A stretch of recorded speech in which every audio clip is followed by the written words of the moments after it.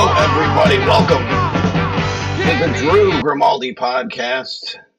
We are still waiting for our guest to join us, but while we are doing that, man, the Democrats are absolutely insane right now, aren't they? Absolutely crazy. But check this one out. So, this one here is the Democrats, CNN admitting how bad the Democrats' approval rating is right now. Check this one out. It's pretty crazy. They are just the most unpopular creatures on the planet, and they're still trying to figure out why. It's pretty obvious why, I think. But here we go. Check this one out here. Voters feeling about Democrats right now? Yeah, I mean, Democrats in the minds of the American public are lower than the Dead Sea. What are we talking about here? Well, let's take a look. The net approval rating for Democrats in Congress, you said it, Kate Baldwin, the lowest ever. Look at this. Overall, they are 55 points underwater. Their approval rating is south of 20%. It's even worse when you look at independents. Look at this. Negative 61 points. That means that their approval rating is 61 points lower than their disapproval rating. Quinnipiac has been polling this question for the better part of the 21st century. They have never found Democrats, at least those in Congress, in worse shape than they are right now. Are voters feeling about Democrats right now? Yeah. They're hated. The Democrats are hated. They're just not popular, and nothing that they're doing is helping anybody. It's just sad. But we've got Trump, and this one here. He trolls our allies, and it's the funniest thing ever. Check this one out. This is a great video of him absolutely just trolling our, what would be considered our allies. But this year, hang on, I gotta sign in. So, oh, this is annoying. So this one, this really needs to just work for me here. There we go. All right. So here's the screen. Check this one out. This is Trump just trolling our allies. Absolutely hysterical. He knows about rigged elections better than anybody. Who knows better about surprise than Japan? Okay, why didn't you tell me about Pearl Harbor? You're running low on soldiers, and then you tell us, I don't want a ceasefire. I don't want a ceasefire. I want to go, and I want this. June 6th, tomorrow, this is D-Day anniversary, when the Americans once ended a war in Europe. That was not a pleasant day for you? No, that was not a pleasant... This is not a great... I wish I would have paid for that. If you believe that, it's okay with me. Rigged election. Just hilarious how he just absolutely trolls these people in just the funniest of ways. But the Democrats, all they have is Trump derangement syndrome, and that's what it is. Check this one out here. This one is Bernie Sanders just going apeshit. And it's just a derangement syndrome. Look, we are living, as I think most people know, with a president who is a pathological liar. He is an authoritarian. What concerns him most is wealth and power. I think he has very little empathy for his fellow human beings. And you're quite right. It is extremely dangerous that a man like that is president of the United States. And Chris, what we have got to do, is figure out why that happened and how we build a political movement of working people that ends Trumpism once and for all, starting in 2026. Look, we are living... This guy just rages on like the machine. Nothing that he says even makes any sense. You know, oh, he's a fascist. Oh, he's that. Oh, he's this, he's that. He's not, though. It's just wild in the fact that you have a group of people that no matter how good of a job or what Donald Trump does, he will always get shit on, and there will be somebody that wants to do the opposite.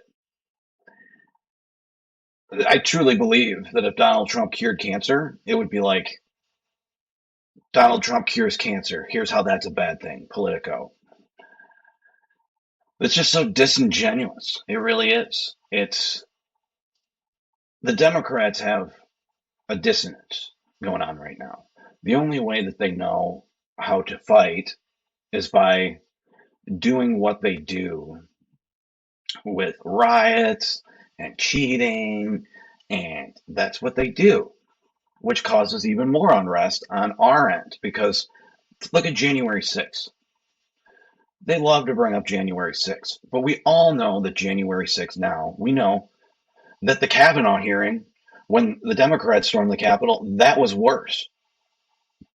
But you didn't hear Republicans say, oh, this is worse than September 11th, and this is worse than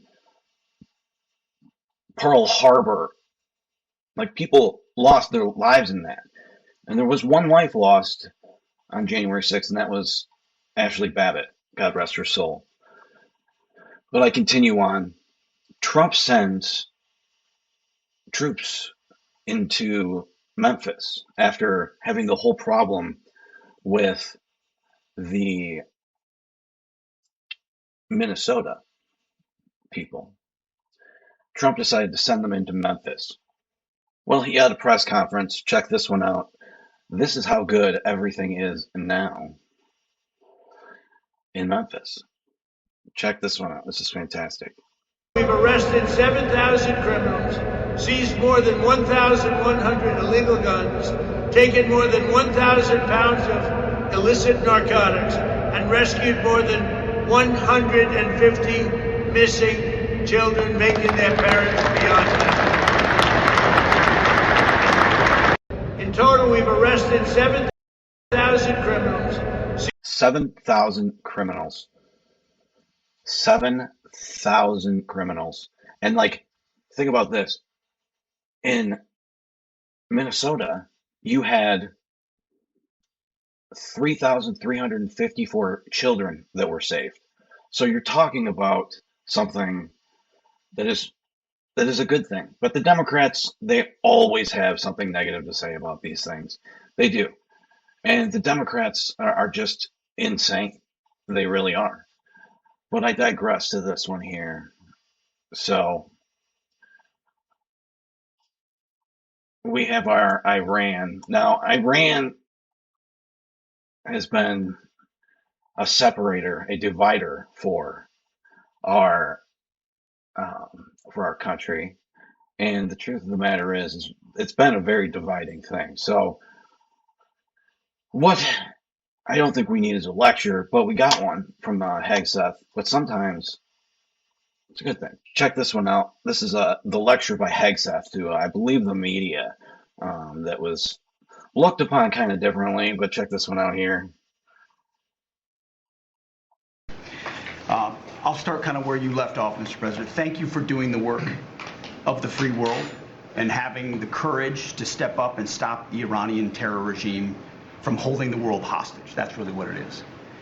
And 27 days ago, Iran had a modern military. Never in recorded history has a nation's military been so quickly and effectively neutralized. Operation Epic Fury is not an endless war. It's a decisive campaign with clear objectives to destroy Iran's offensive military capabilities and ensure they never obtain a nuclear weapon. This is stuff for the history books. This is stuff for legacy. Mr. President, you are acting now to ensure future generations do not have to live under the threat of a nuclear-armed Iran. However, you wouldn't know it if you listened to the dishonest hate Trump media, as you referenced. The folks here in the room, these cameras, they have a choice. You're either informing the American people of the truth or you're not. Because I hear it from my people every day. Behind every headline you write, there's a helicopter crew in the air. And behind every news banner you write, there's a battalion on the move. And behind every fake news story, there's an F-35 pilot executing a dangerous mission. My message to the media is get it right. This actually isn't something new to me. I may be a young guy, Mr. President, but I'm not a rookie in this realm. In 2007, I helped lead the surge, the public fight for the Iraq surge. Stood and watched people stand in the Senate and declare the war is lost before it even started. Who was that? It was Harry Reid That was the Democrats and the media working hand in glove. Back then, it was 3 years into a war. Now we're 3 weeks into an operation. But see, unlike Iraq, this isn't a tie. This is not parity. This is not chaos. This is success, pure American success, on plan, and as the president said, ahead of pace. Over 10,000 enemy targets destroyed, over 140, I think now you're right, Mr. President, over 150 naval vessels sunk, underground facilities destroyed, their defense industrial base in shambles, and overnight, not only do they not have a Navy, Mr. President, they no longer have a Navy commander. IRGC's Navy commander was killed overnight in operation. So no Navy leader. Now that here's the thing about the media, though. If President Trump had not acted, you'd be screaming, why not? And now that he has taken decisive action, you're asking, well, why did you? It's the same old tired playbook, TDS in your DNA. But the hardworking, God-fearing, patriotic Americans out there know better.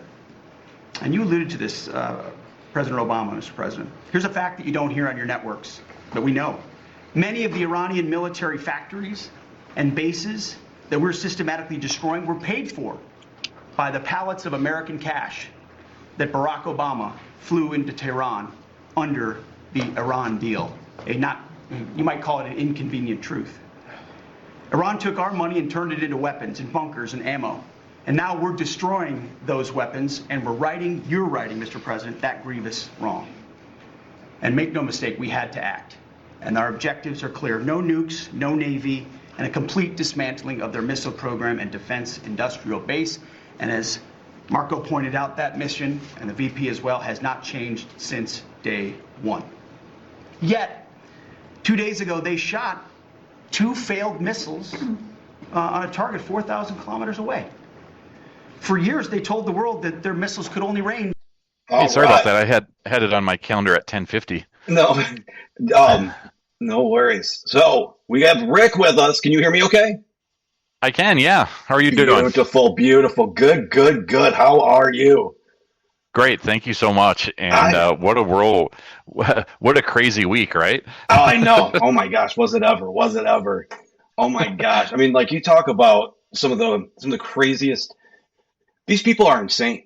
Like the Democrat Party, these people are borderline nuts. And there's statistics out there saying that these people are naturally more unhappy, and they want us to be just as unhappy as the rest of them. Yeah, I'm out. I'm not buying into it. And the very fact that our great president during his State of the Union address literally calls out on national TV and basically shows the American people they are for the illegals, and they don't care about you, the American taxpayer, at all. And it's like, wait a minute. He frames it correctly. Who are we working for? The American taxpayer or the illegals who are stealing from us, especially in Minnesota, the Somali pirates that are out here just swashbuckling their way throughout the United States. And we find that Minnesota's not alone. Here we go, California, Michigan, all these states. And it's just like, holy cow, the grift is on full display. And the Democrat Party, even in Minnesota, they don't care to stop the fraud. I mean, it's just like, holy cow. Is this dystopia land now at this point? Where is our country? And so thankfully, people like you who are doing these interviews and alerting the public and exposing the truth, we need more lions out there to basically run for politics, get involved in your school boards, get involved in your city councils, your county commissioners, state politics, and you better show up and vote. I'm a little scared of what happened in Florida here. The very fact that Trump's own house was captured by a Democrat because white males sat home and didn't vote. Right. That is an alarm. And so I'm hoping people aren't giving up, and we've got to give them the courage to stand up. And so people like you, me. Yep. What do you think that we should do to get, obviously there's more turnout when Donald Trump is on the ticket. And they're talking about doing these, a little, convention before the midterms. How do we fix that? How do we get people, let's go, I I mean, I get that way because I know what's at stake, but. Yeah, I think you have the key. And so if we think about Donald Trump, we know he's a sales guy, right? Right. He's a marketer. So I think politics have changed forever. We think about how Trump went out and did these rallies to really electrify the base, and having that sense of community on the Republican side has been missing for so long. Trump brings that sense of community and that base and that energy. So now we have to find out, what are other candidates going to do to replicate that? Because that's the disconnect. You can't just market on Facebook. You can't just sit out emails. That's boring. Right. Guys need to connect. Yes. And so kind of having that beer, having that pop, having that meat, that steak, that little campfire experience again, we need it back again. And so we need to look for candidates that are willing to do those types of rallies again and get the primal spirit of guys to go back like, yes, it is time for us to be a lion again, to protect our families, to protect our state, and to protect our country. Trump did it. And so this is what's interesting, that Lindell has announced that he wants to do 70 rallies in the state of Minnesota over the next 90 days. And so that is kind of electrifying. And of course, Lindell, I mean, come on, he sold pillows and he became a multimillionaire doing that. So if he can sell a pillow, I think he can sell an idea and a dream beyond just sleeping well at night, to actually maybe saving your country, saving your state, and saving Minnesota from all of the fraud. Yeah. What would you like to see done in terms of the fraud? What would be, like what would you say? What needs to be done? Because obviously you stop some of those payments, you're going to have people, oh my God, they're cutting off our benefits. Like a drug addict, you cut off their drugs, all of a sudden they're like, oh, they freak out, they go nuts. And I think we're seeing a lot of that in Minnesota. Yeah, so I think it's long overdue that we need to evaluate every single recipient to make sure that A, they're real, and B, they actually need the program. And so we have to go through and investigate that. And so Nick Shirley is absolutely right when he puts the video out there and it's just like, hey, there's nobody here. How about we stop those ones immediately? That's a simple one day, get all the employees out of Department of Health and Human Services in Minnesota and go knock on a few doors to find out if they're actually real. Yeah, that can be done in 24 hours. Right, the Leering Center. So if we can leering a little bit and learn from and lear from our experiences, that could actually be a good thing. And so it shouldn't take more than, say, a week to basically stabilize that part of the program. Then when we get to some of the other programs, we need to do the same thing. And then we need to take a step back to actually determine, wait a minute here. As Mike Lindell says, he understands deviations. And so if you see a deviation, like, why did this program increase 20, 30, 50, 500% outside in of the standard 1, deviation. 2, 3 period? Right. Yeah, we probably need to take a better look at that because absolutely. Like COVID was like that. You saw that with like the birth rates, and it was like things are way out here, and you're like, what's going on?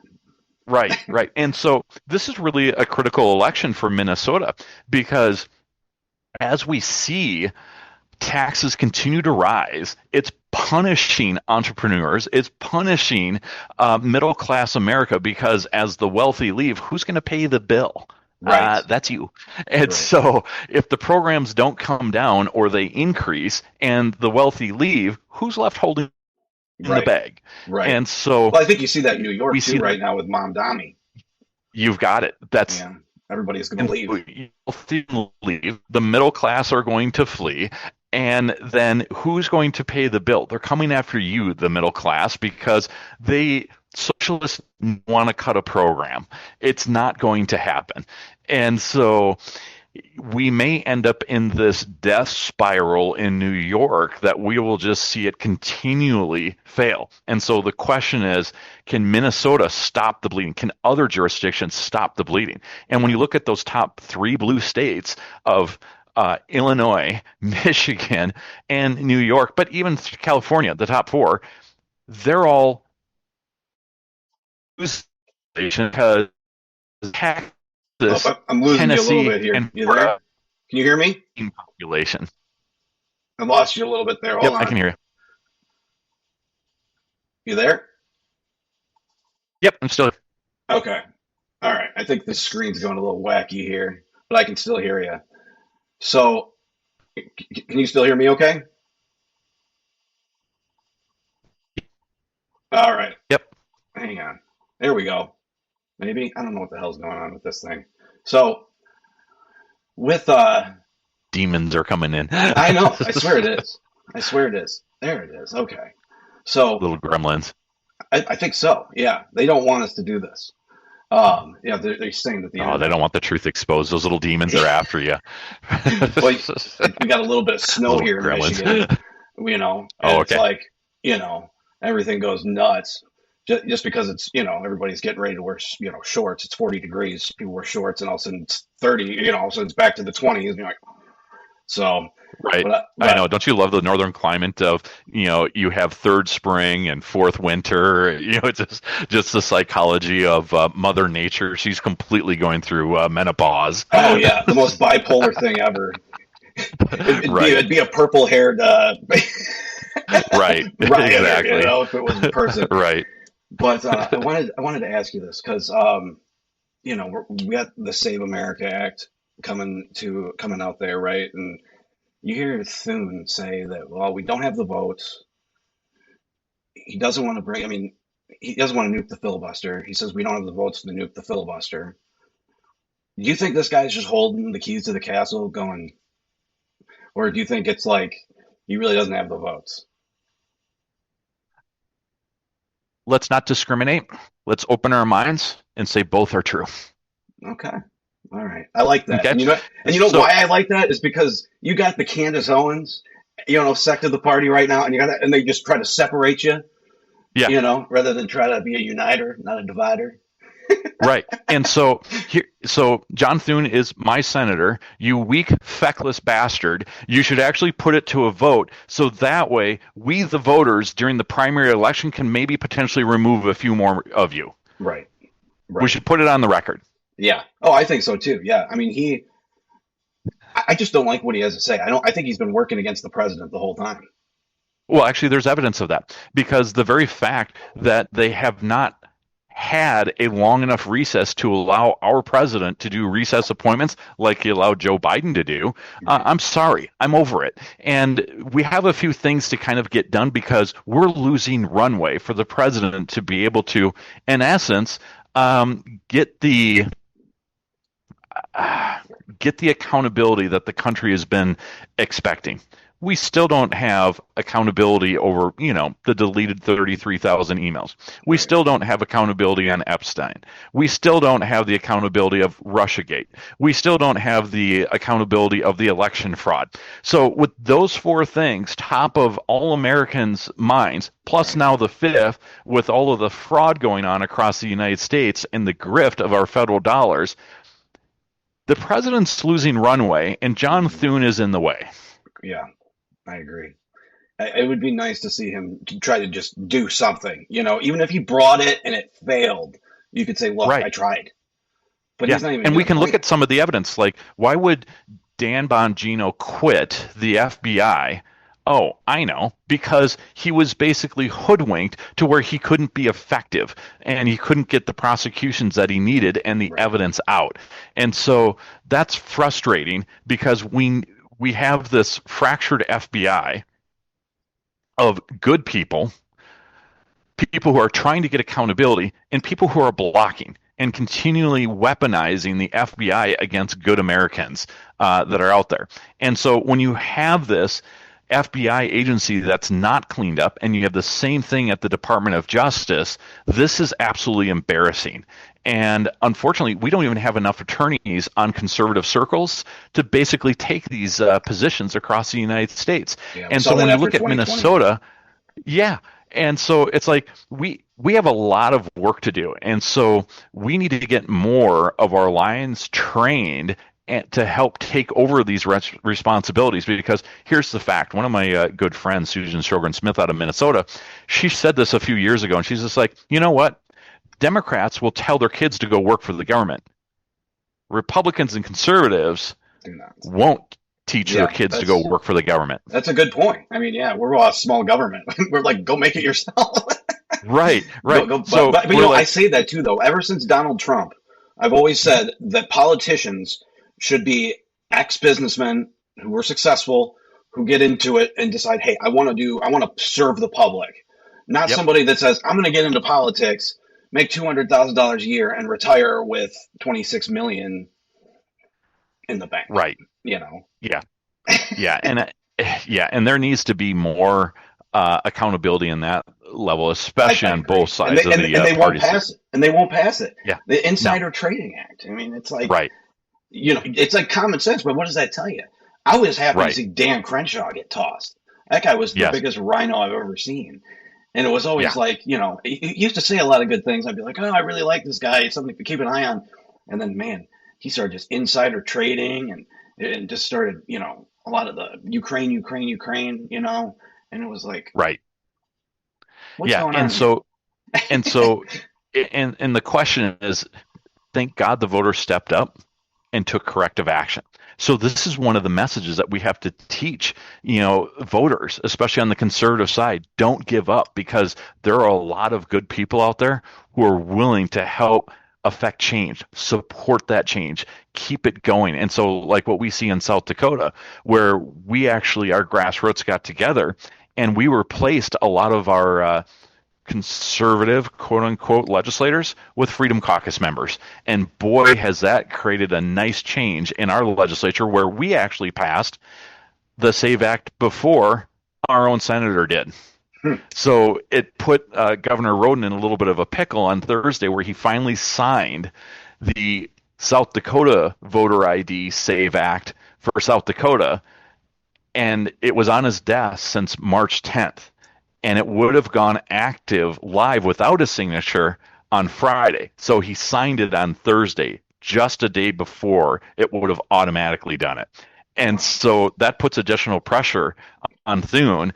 And Thune just, I'm sorry, to have DHS unfunded and Trump just to come in and say, oh yeah, here, boom, executive order. Yeah. I think it's crazy too. So like you have ICE that's technically already still funded through the big, beautiful bill. Right. And then, so what exactly is the point of the partial shutdown right now? I mean, other than stopping people from getting their paychecks, what is it really doing other than making us less safe?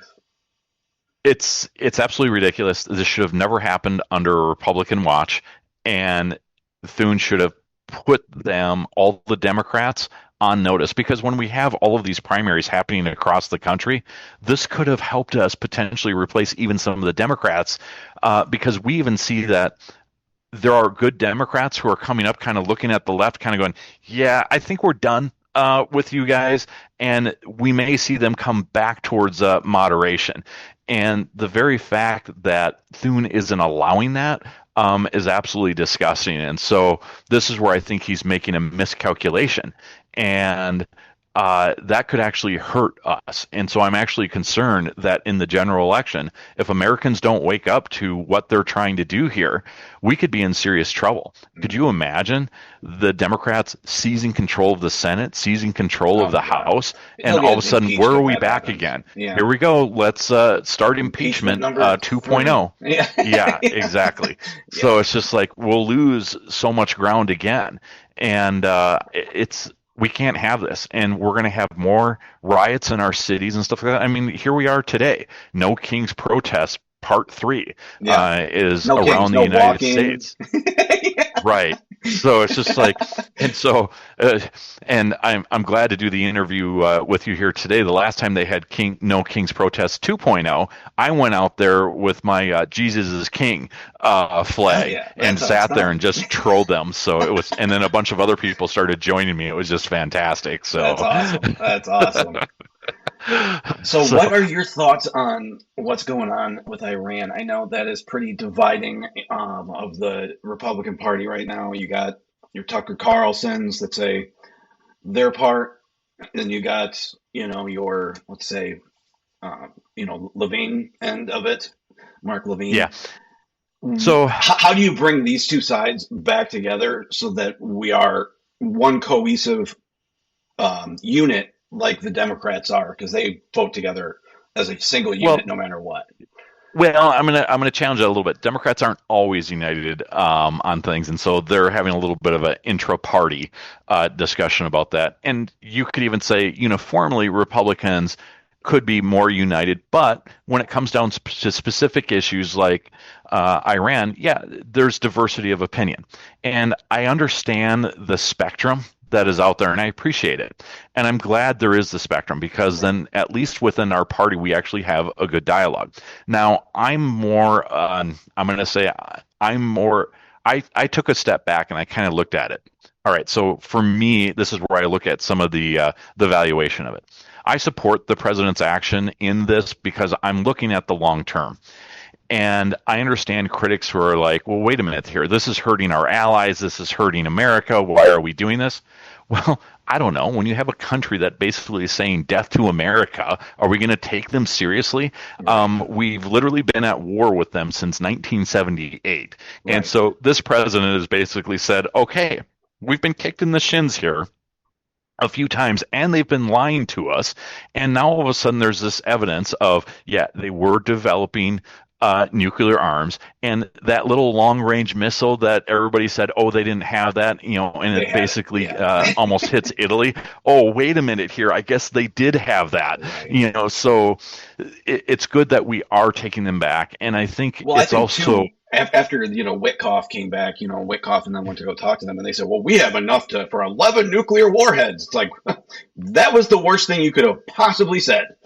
Correct. And so this whole appeasement that the Obama administration did nothing for our security. It only allowed them to buy more weapons and to basically... The pallets of cash. Correct. Oh. And when we look at... And so what's interesting as well as... I think we're going to look back as Trump is the most consequential world leader, because look at what he's already done with Venezuela. Look at how he's cleaning up South America. Look at what he's about to do to Cuba. And look at what he's doing in Iran. He is literally defanging both Russia and China at the same time, as well as these other countries who are not on our side. And so by defanging Iran as well, and allowing the other Arab countries to be able to ship their oil in peace to Europe, it's like, here we are as kind of the big brother going out and helping Europe. Now, their gas prices right now are through the roof because they relied on so much of the Iranian oil. Now, I'm a little upset that Israel... 45% right now. They're going to hit the hardest, not us. Right. And luckily for us in the United States, only about 10% of our oil is foreign-based. And so the strategy of going after the Venezuelan oil first as a backup plan to be able to supplement us, not a bad idea. And cut off China, not a bad idea. It's a perfect idea. Over strategically. It did what we need to. It takes away some of that power from China. And that was kind of the back end strategy that I don't think they really publicized too much. You just heard from the media, oh my God, we're going to a war. It's another endless war. And I'm like, I don't believe for a second it's going to be endless. Like, this guy has finished things quicker than anybody. I mean, there's no way he would let this go into the midterms. I don't think. But it's interesting. I hope not. It's interesting to see him put J.D. Vance out there now to talk to, the Israeli delegation, I think, to kind of play good cop, bad cop, maybe. Yes. Yes. But I also think as a long-term vision cast too, where he's trying to really test J.D. Vance on the world stage, and Marco Rubio. I'm actually proud of the team that we have during this administration, and so I really trust where they're going, and I really appreciate kind of the thoughtfulness of it, because when you think about strategically these actions that Trump is taking, is it helping America in the long term? Yeah, I think it is. I think it's actually building a better planet. I agree. When you have a crazy, jihadist with nuclear weapons, that's not a safe world. Right. And when you have a government that's willing to kill 20,000 of its own citizens, ethically, should we intervene as Americans? I know that's a tough question for folks, and I think there are times that we do. Yeah. And my heart like breaks. The Christians in Nigeria, I thought that was the time you got to move. That it was the right thing to do. And so I think, it's like some people say, we shouldn't have America be the cops of the world. If not us, who? Right. Would you want Russia to do it? They're willing to do or it. China. Are you willing to have China come in and do it? Yeah, look and what so they're China, doing to their Muslim population. That's right. And China is really escalating their naval fleet. And do you really want China to be responsible for securing the world trade? Are you going to be okay when China blockades us from getting products from some of our partners and our allies? We have to ask that question. So China, I don't think, is really about free trade. China is about China. And we just had an incident here in the U.S.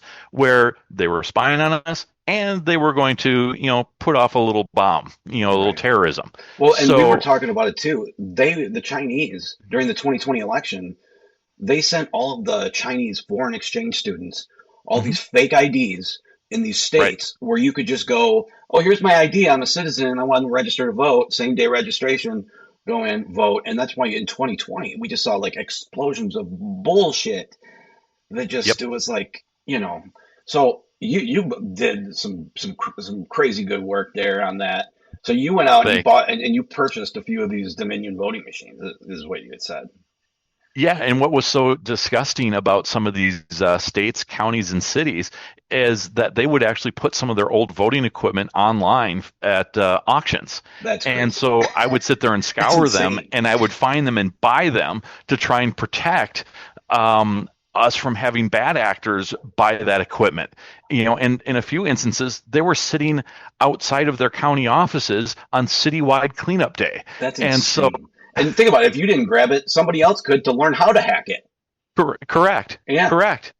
And so it's just absolutely disgusting how that came about. And you can even buy some of the equipment in other countries and get it back into the United States. And some of the software is even on the dark web where you can download it and see what's going on there. And so, it's just like our elections are not secure.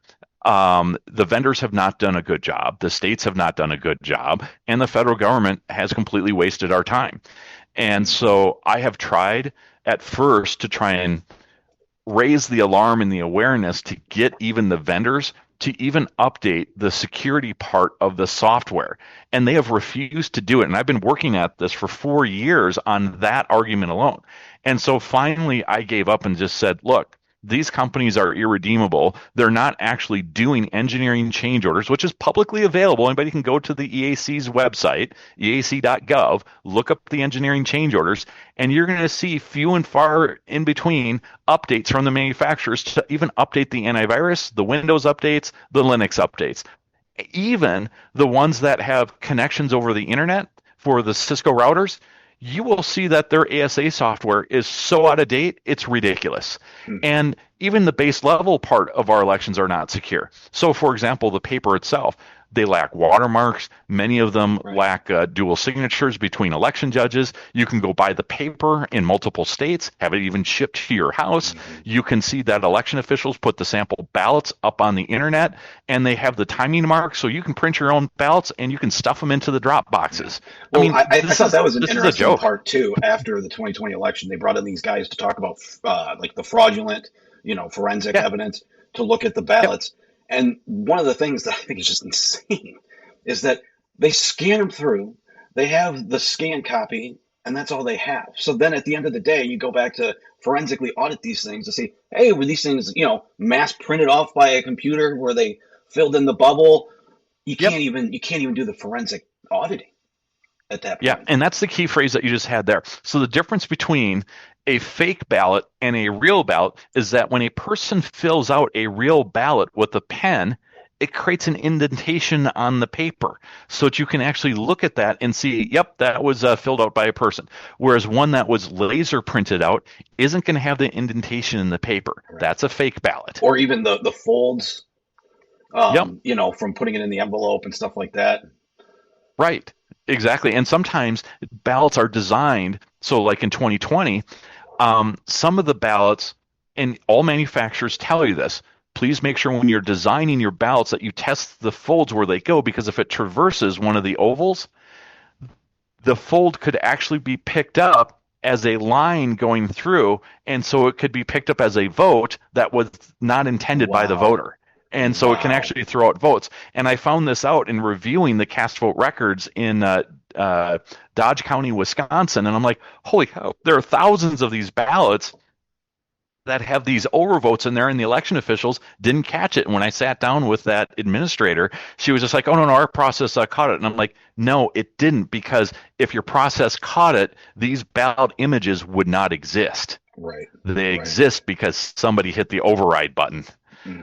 Well, and the thing too is, during 2020, what you saw a lot too was you had a lot of these ballots. They would come in and they'd be. Oh, it looks like you're froze a little bit. Can you still hear me? Yep. All right, good. So a lot of these ballots came in, like the 3 a.m. ballot drops, where you have just, and everybody says, oh no, this didn't happen, and I'm sitting there, I'm like. You look at guys like Rudy Giuliani, all of these people, all of the attorneys and stuff after 2020, a lot of these guys, lost money doing these kind of things, like why licenses. And you're almost like, why would they, it goes back to the Bible thing, why would, Matthew or, Andrew, allow himself to be skinned alive, in the name of Jesus Christ, if it wasn't real, right?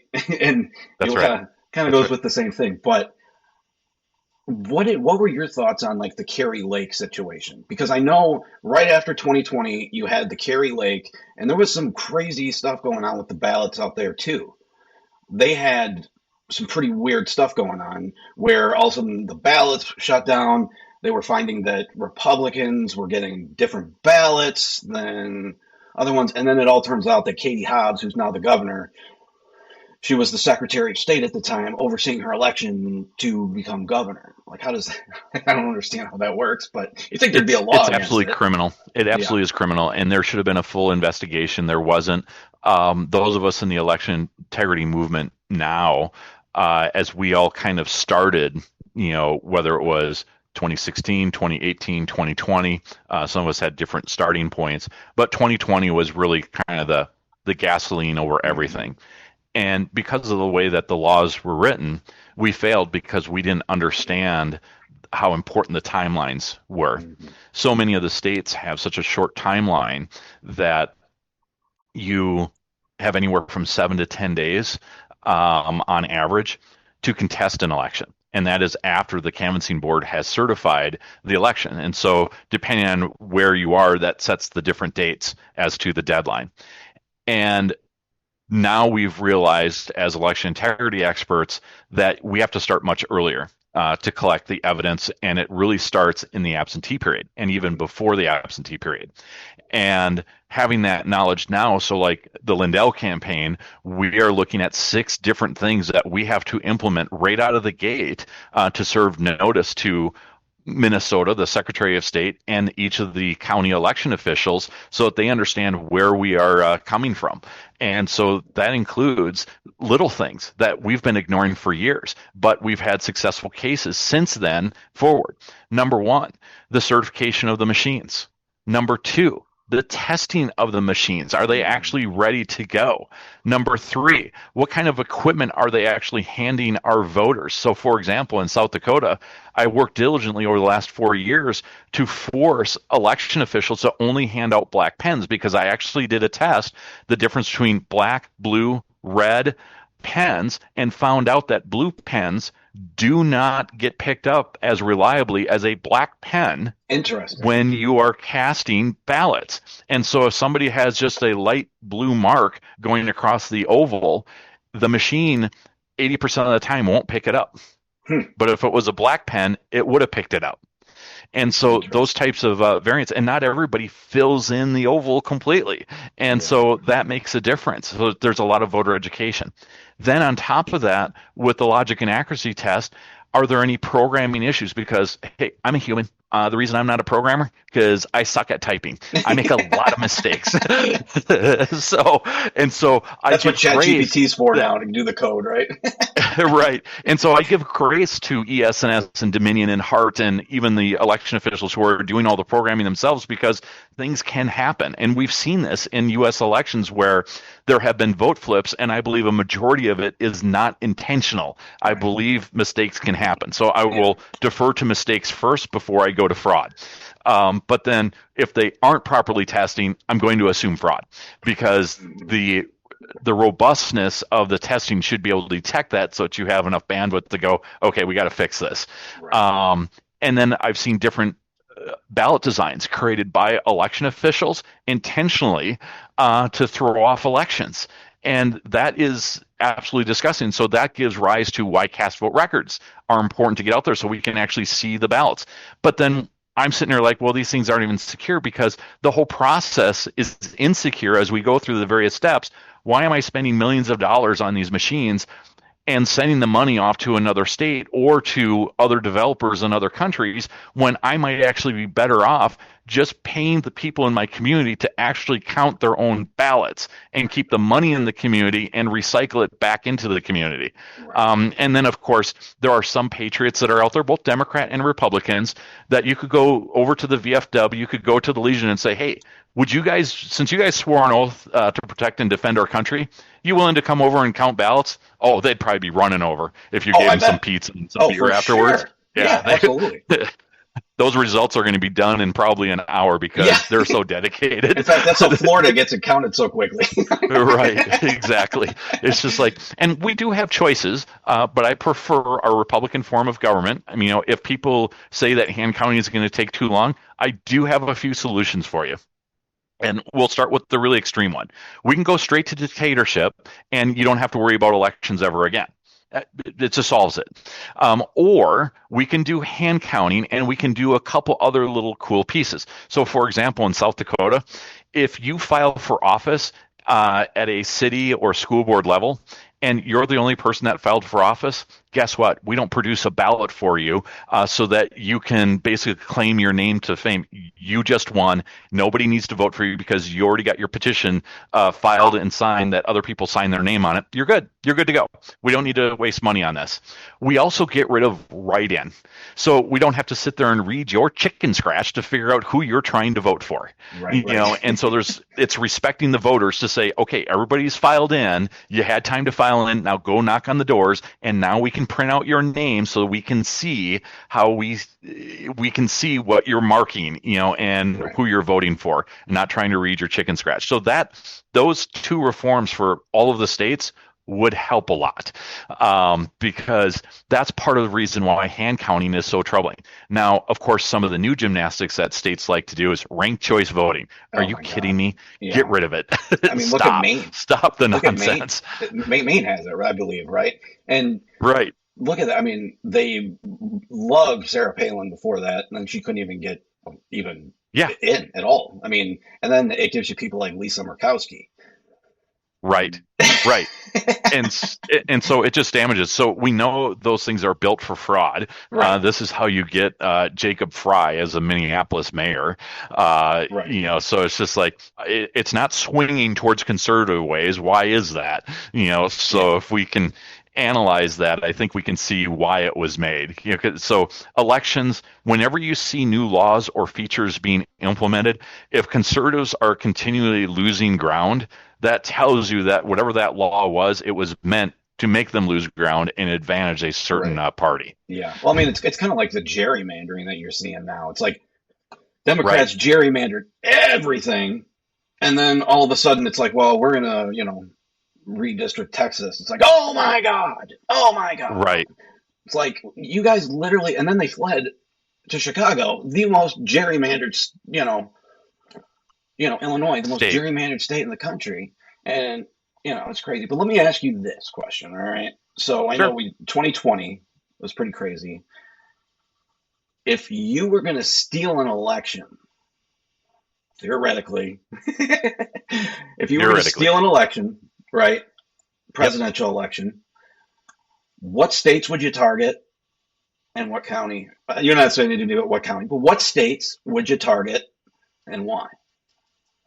Well, obviously, you would try to target all the swing states, and you would also target any blue state that has massive populations and weak voter laws. And what I mean by weak voter laws is, do I need an ID? If I don't, I want to go to that state. Right. Is there vouching? Oh, I want to go to that state. Are there drop boxes? I want that state. Is there, and if I can look at, say, for example, mail forwarding companies. Oh, I want that state. So if you can register a mail forwarding company and register a bunch of voters to it, oh, I want in on those states. And here's what's scary. 3 states kind of lead in regards to mail forwarding companies: South Dakota, Texas, and Florida. That's interesting. It is. And here's why. Because they're no income tax states. And so the dynamics we caught right away in South Dakota during the 2020 election. People are like, why is South Dakota involved in the 2020 election? Oh, because there was an a la carte marijuana vote on that election. And there was also medical marijuana on there. Through surveys, we could see that the medical was going to pass flying colors. Yeah. But the a la carte free radical one, no, the public was against it. But when it came out, then all of a sudden we saw this huge voting of these mail forwarding companies that were really for the medical marijuana. But the rest of the population wasn't, and it tipped the election enough. And because Governor Nome at the time got involved, she created a case, brought it to the Supreme Court because it wasn't a clean single topic type of a ballot question, that we were able to get that thrown out. And as we continued to canvass and investigate, we were able to figure out what was really going on. Then in 2022, when it was brought back, the measure failed. So that's how we got the evidence that, yes, there was fraud, and it was through the mail forwarding companies. Well, they were saying South that Dakota. too about like New York, that, people that that were born in New York overwhelmingly voted for Cuomo. And then everybody that just moved there and migrated there, so to say, voted for Mamdani. And it was like, people are just like, wow, this is. Can you imagine being a Jewish person living in New York right now? You need to move, get out. I would not. I mean, it'd be like a Jewish person living in Dearborn, Michigan. I'd be Worse. like, you'd be like, literally. Granted, you got Omar. I really fear. I fear for a lot of Jewish Christian people in New York, because seeing the latest protests that are out there, I'm curious to see what No Kings is going to look like today, coming out of New York and some of these other cities. It is beyond the pale of where they're going. And as an example, going back to South Dakota here, imagine this scenario. And even the U.S. Census knows that this is a complete fraud. So in Emory, South Dakota, a small town of 465 people, at one house, there's 1,400 registered voters. Oh, don't worry. One of the county commissioners owns that mail forwarding company. He wins his election every time. Oh my God! See, that's the kind of thing. And it's like, how do you get away with that? Right. Oh, exactly. It's like just giving somebody the finger in their face and be like, I didn't give you the finger. Right. Exactly. And then poking their eye with it. It's I saw it. Yeah, exactly.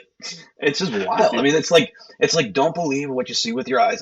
I think that's one thing that the Democrats needed to learn from the Joe Biden fiasco, is that, one, stolen elections do in fact have consequences. Are we really supposed to pretend that Joe Biden got 81 million votes, the most popular president of all time, to all of a sudden he's not able to even put enough money together to put together a presidential library? Come on. Right. Well, actually, let's look at it this way as well. So you're telling me that Joe Biden's record numbers prove that the Democrats are actually sexist, racist, and Joe Biden, somehow the white swamp creature, is the best performing candidate over Obama and Kamala Harris and Hillary Clinton. He carried the ticket for Obama. Right. Apparently. Right. So I'm supposed to believe that over they stole the election. Right. Because if if that is true about Biden, then we have more serious issues that we have to contend with across the country. Because it's actually easier to believe that there was election fraud than my fellow countryman is that daft and broken. Yeah, I agree. Yeah, no. I would say that's Rush Limbaugh said it years ago, but he said conservatives have the most confidence in the humans, in the human people. And it's so true.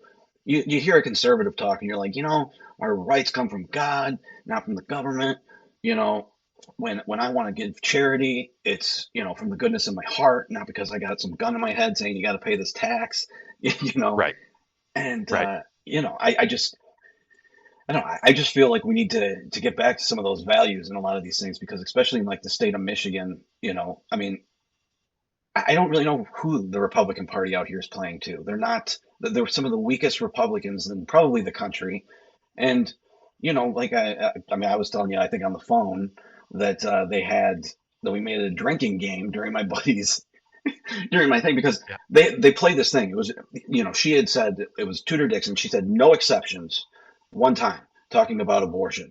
And all they did is Whitmer brought in all this money from Act Blue that was foreign funded 100%, and every commercial,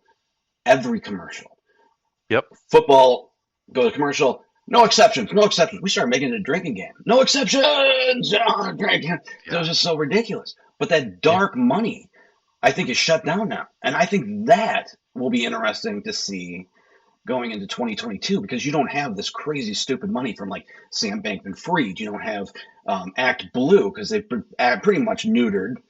I'm going to caution you on that, because I'm seeing the money come in different places, and we have these new groups called Indivisible rising across the entire United States, and they're propping up this No Kings rally. And so there is still some kind of a funding mechanism that is going on. And if you start looking at these indivisible groups, they are everywhere.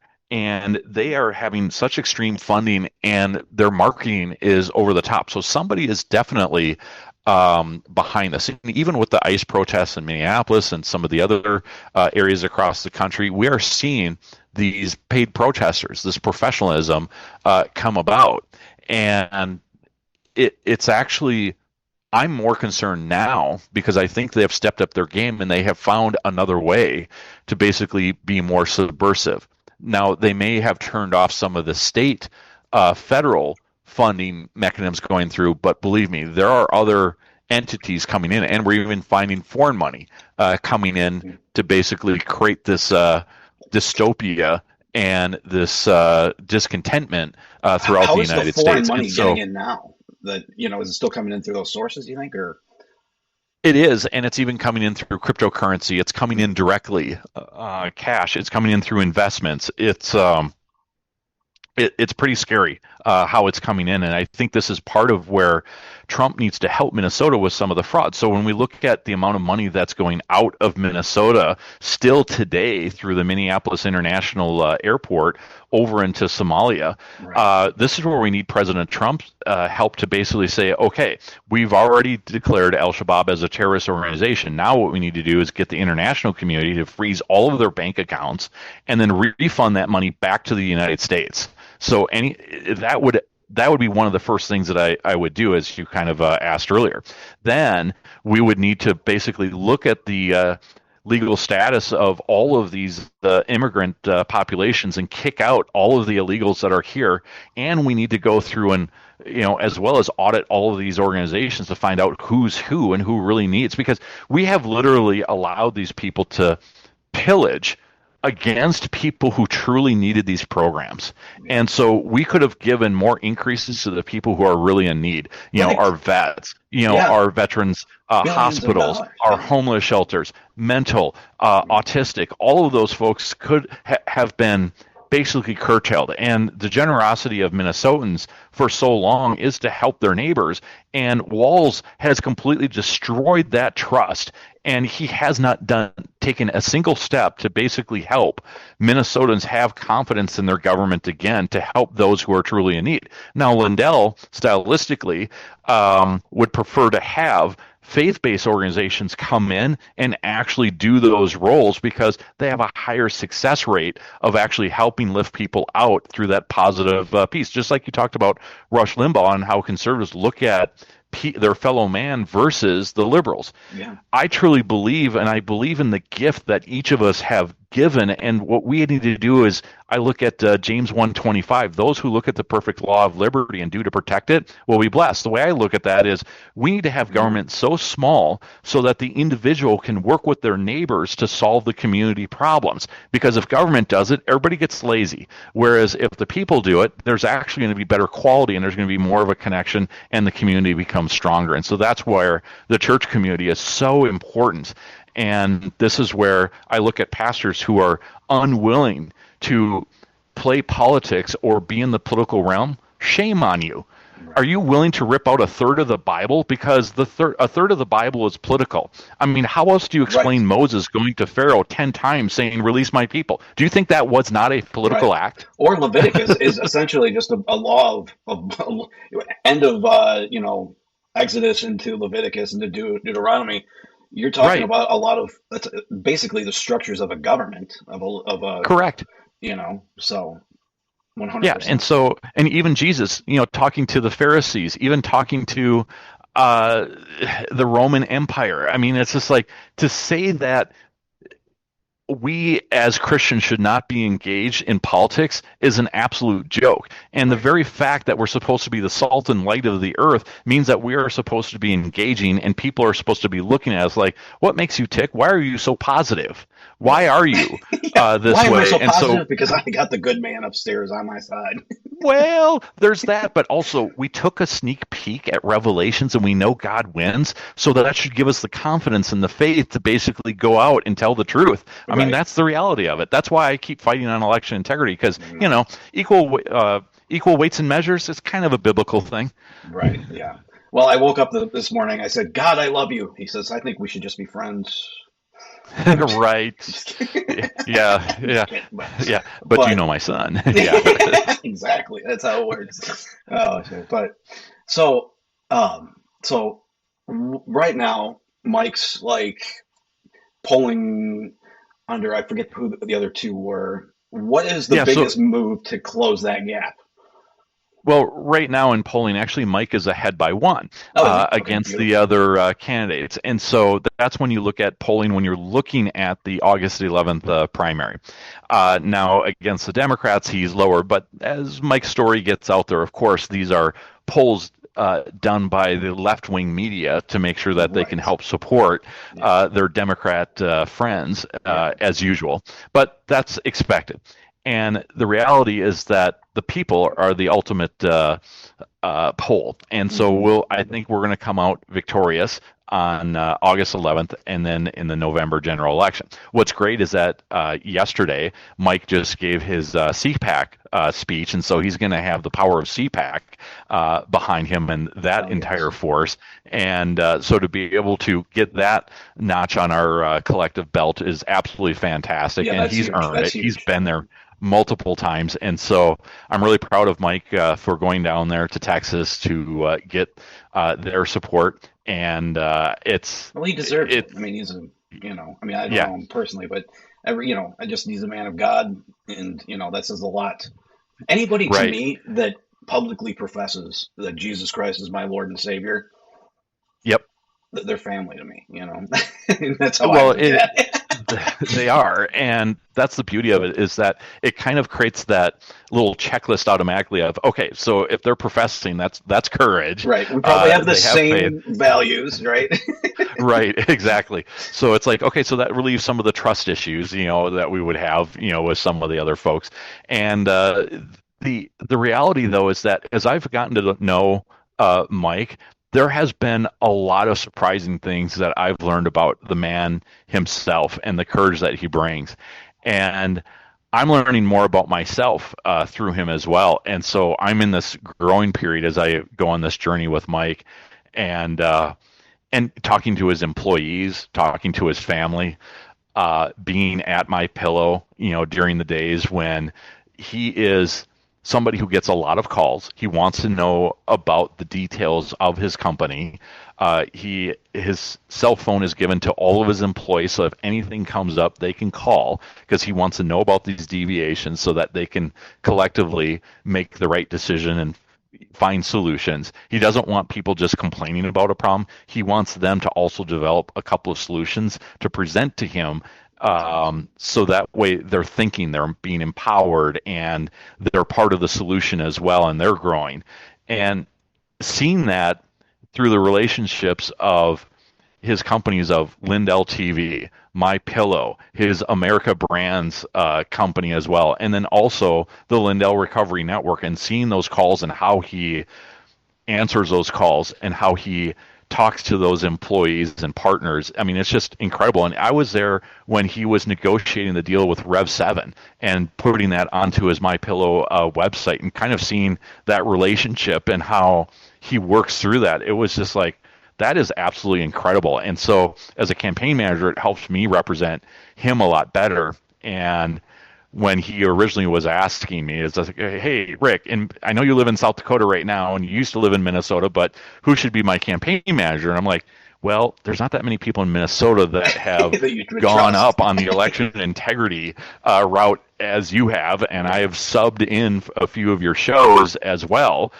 You and I have not always agreed on all of the election integrity aspects as to what's a priority or where we should drive, but we've really kind of come together over the last couple of years, and especially over the last 9 months.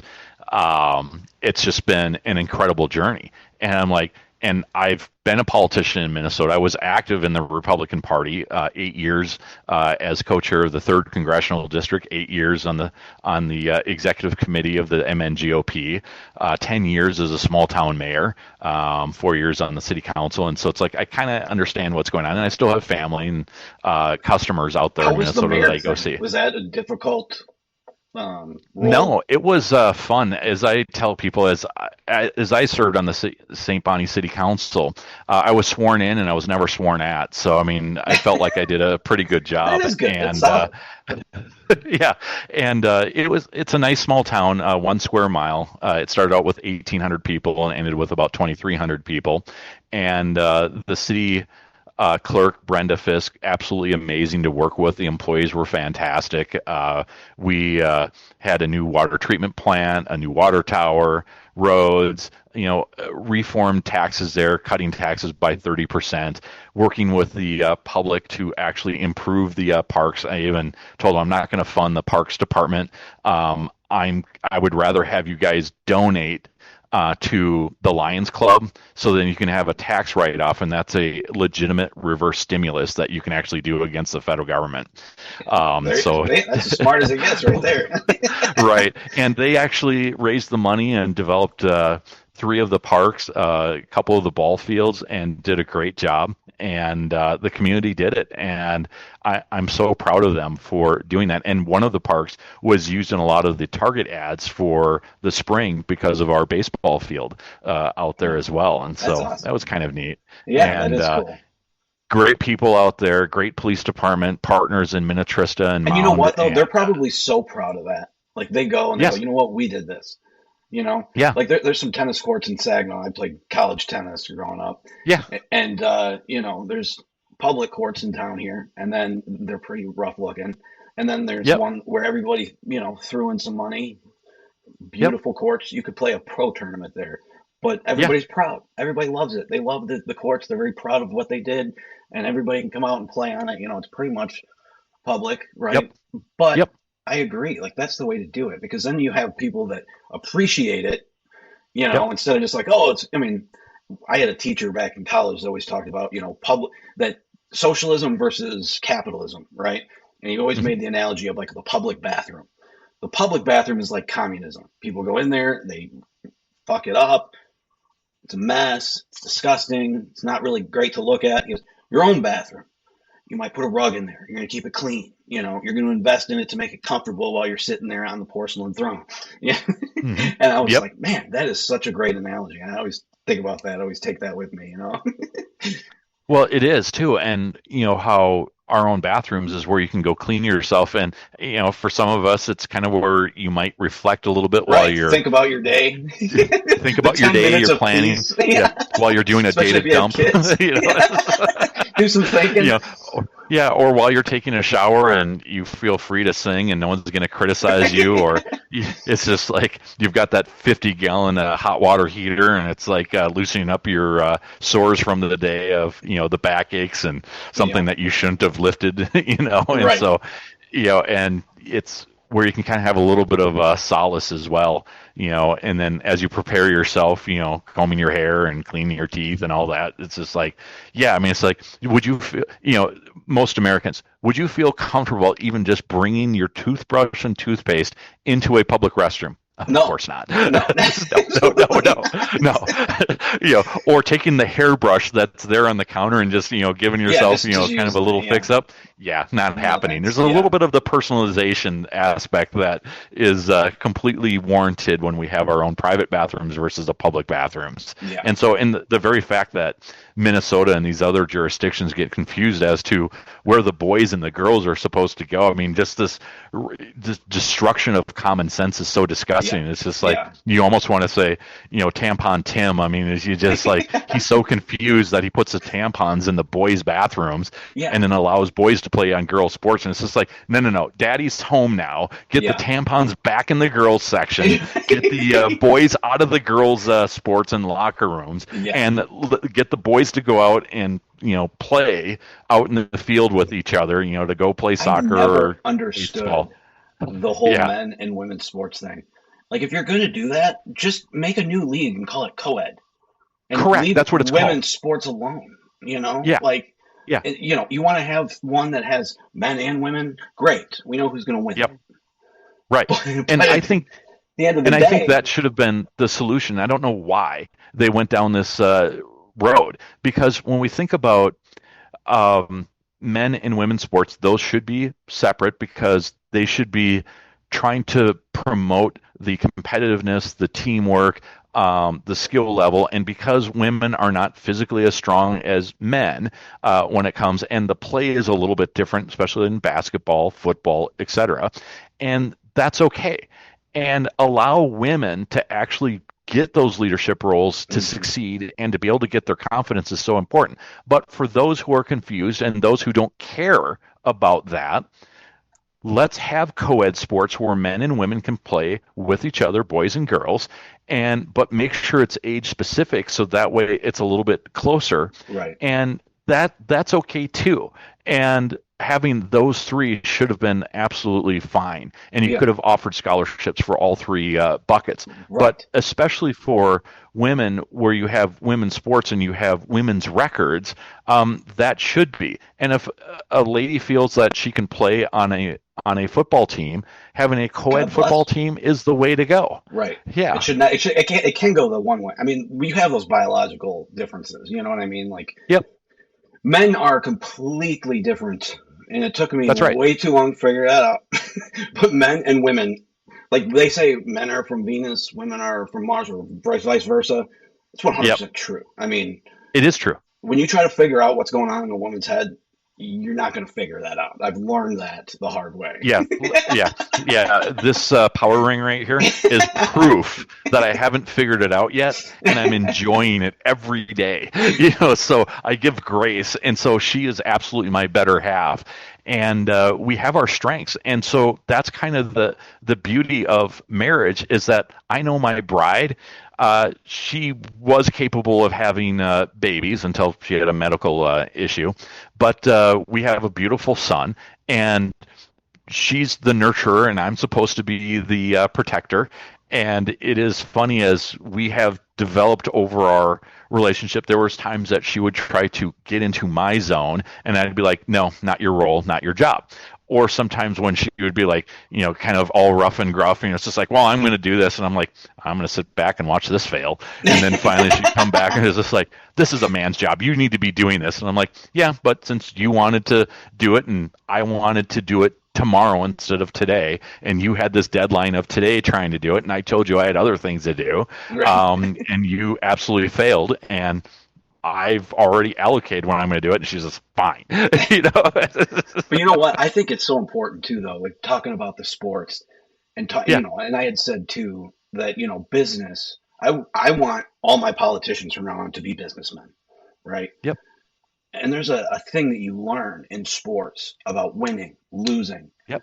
losing, Yes. working hard, Yep. coming back, losing again, working hard, coming back, winning. Like That's right. That's and right. and you're robbing that of young women when you put men in women's sports. You're robbing Correct. them of scholarships, of the attention, everything. Right. Well, Boy Scouts and Girl Scouts as well. I'm so proud of Pete Hegseth for basically telling the Boy Scouts to get back in line and back on your side, and to basically Boys, stop fix it. selling Otherwise, cookies. we're cutting your funding. Right. And watching that whole disaster, I'm an Eagle Scout. My son's an Eagle Scout. Thankfully, before the Boy Scouts went woke, but we were seeing that happening as my son was exiting the scouting program. And there were certain things that we did as through the Boy Scout program where boys needed to basically have those failures without embarrassment as boys to be able to kind of learn how, as future men, how to help each other. Because girls and boys see things differently when we fail. And some things that are said to boys are not appropriate for girls. So, for example, Correct. Yeah. when a boy falls down and skins their knee, what do we say? Rub some dirt in it, you'll be fine. Yeah. Get up. We can't say that to a girl. Yeah. Oh my God, are you okay? Right. And so that's so important because the men, we are training as warriors for the battlefield. Yeah. Women, we are training for nurses and nurturing and caring. Well, they were for saying too, the future biological difference between men and women, right? Yeah. Is that you have, a couple laying in bed, right? And the baby starts crying. The husband will sleep straight through it. Wife pops up like, oh my God, I gotta go check that. Now, if the baby's sleeping, the wife's asleep, and somebody tries to break inside outside, dad pops up before he even, and it's a biological, so it's like, call it evolutionary, whatever. Men listen for the threat, women listen for the child. It's just a biological thing, and you're never going to change that. I mean, and then obviously the strength end of it too. I mean, we saw like the Olympics boxing where that, it was like, oh my God, that hit was like, whoa. I mean, the only thing about not having men and women sports is I don't have, locks and gambling anymore. So, that kind of sucks, but. Yeah. And, the other thing too is like, why are we trying to force everybody to have everything? We need to have those differences because the beauty of my wife is that she can have the baby and there is that nurturing aspect of her. And I'm not jealous of it. Why are women jealous of the things that men are doing? And they're so jealous that why is it that in some of these professions, like, I don't know, let's just look at it. Who is cleaning up all of the sewage of the sewer systems of all these cities? Oh, man. Oh, yeah, it's 99% men. When it comes to the oil rigs, it's 99% men. Yeah. That are out there. Nursing. Right. 90% women. Most women. And teaching, it's majority of it is women. Yeah. And so it takes a why special are we thing trying to put up with kids all day? Exactly. And so that's where those differences are okay. And when you even hear some of the women CEOs, how come you haven't hired all women? Yeah. No. And they give you the honest answer. Thank God they're honest about it. The whole thing too, they're like, oh, women are paid less. It's like, well, you also have them, okay, take teachers into consideration. Most of them are teachers. They get so many months off during the year. Right. Or when a woman goes on maternity leave, she's going to take more time at home, and the husband's going to be out there doing his thing to support them. These numbers are just so disingenuous and so misleading that it's like, like when Google did a thing not too long ago where they were tried to do the, to show their gender pay gap, and it turned out that they were actually paying women more than the men. And people say, well, if I could, as a business person, if I could pay a woman less money to do the same job as a man, why wouldn't I just hire all women? Right. Well, yeah. Right. Exactly. It's such a canard, and it's so disingenuous. And when you look at women, they're not always seeking the highest, riskiest positions. Right. So of course there is a pay gap there, and so you're looking at the statistics completely wrong. And when we look at entrepreneurs, it's funny they don't look at the pay gap there, because when women are in essence in charge of their own direction, they get to decide what their pay is. And so are they complaining? Right. No. Right. Yeah. Yeah. There's a logical thing too, I think, between men and women, where, women are more, let's say it's called emotional IQ. There's more of an emotional, Right. When you see somebody hurt, for example, like the Renee Good thing or the Peretti, most people would be like, oh my God, that was so bad. He was just there.